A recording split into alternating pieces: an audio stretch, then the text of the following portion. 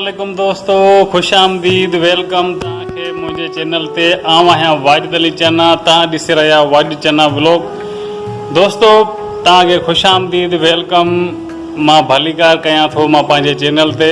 असांजी हमेशह दुआ आहे त तव्हां जिथे बि हुजो, रब पाक तव्हांखे हमेशह ख़ुशि शाद ऐं आबाद रखे। दोस्तों तव्हां भाइरनि जे सदिके असांजे मथां बि जेके गम परेशानियूं आहिनि रब पाक दूर कंदो।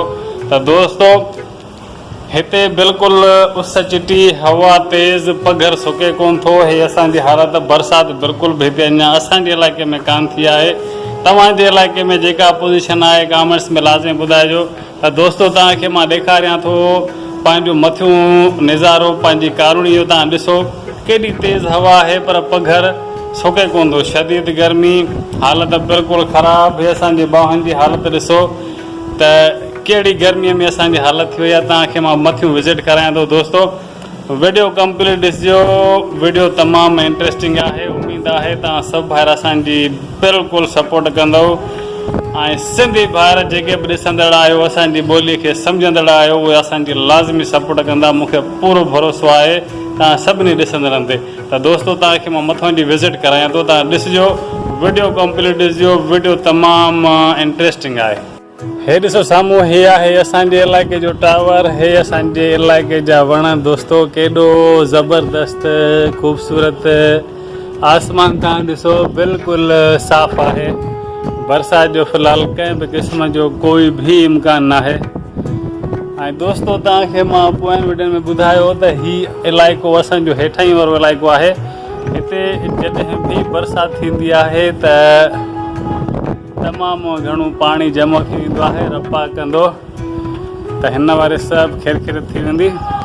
दोस्तों हीअ आहे असांजी कॉलोनी, ॾिसो केॾी न ख़ूबसूरत ऐं वण ऐं सरसब्ज़ ऐं शादाब। दोस्तों तव्हां ॾिसंदो अक्सर वॾनि इलाइक़नि में यानी कि वॾनि शहरनि में वण तमामु घटि थींदा था वञनि। उनजी मेन वजह इहा आहे त हीअ जेका तव्हां गर्मी ॾिसी रहिया आहियो, शदीद गर्मी, त सभिनि खे घुरिजे त जिथे बि तव्हांखे का जॻह नज़र अचे पंहिंजे घर में, पंहिंजे आस पास वण लाज़मी लॻायो। वणनि सां तमामु घणा फ़ाइदा आहिनि। तव्हां ॾिसो त असांजे इलाइक़े में तक़रीबन हर ॿिए टे घर में वणु मौजूदु हूंदो आहे। उनजी मेन वजह इहा आहे त हिकु थधिकार, सुकून, लाइट हुजे न हुजे, बिजली हुजे न हुजे, तव्हांखे थधिकार, सुकून ऐं साफ़ आबहवा, तव्हांखे ऑक्सीजन तमामु बहितरीनु तरीक़े सां मिलंदी।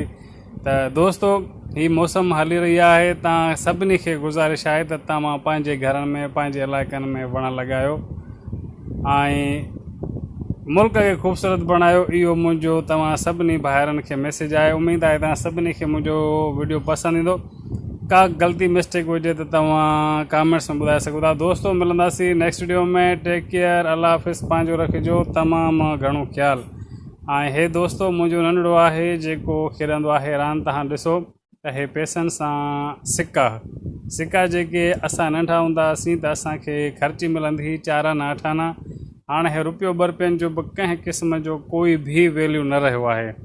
मूंखे हिकु शाप आहे पर सॼे ॾींहं में के 2-4 सिक्का ईंदा हूंदा, न त सिक्कनि जो दौरु ख़तमु थी चुको आहे। न त शुरू में हे 2017 जो सिक्को, हे पुराणा सिक्का जेके बि आहिनि तव्हां ॾिसो था त सिर्फ़ु हाणे रांदि जे इस्तेमाल में अचनि था, बाक़ी हिननि जो वैल्यू ख़तमु आहे। त दोस्तों इहो हुयो अॼु जो व्लॉग। इंशाअल्लाह ताला उमेद आहे त तव्हांखे मुंहिंजो वीडियो पसंदि आयो हूंदो। मिलंदासीं नेक्स्ट वीडियो में। पंहिंजो रखिजो तमामु घणो ख़्यालु। टेक केयर एंड अल्लाह हाफ़िज़।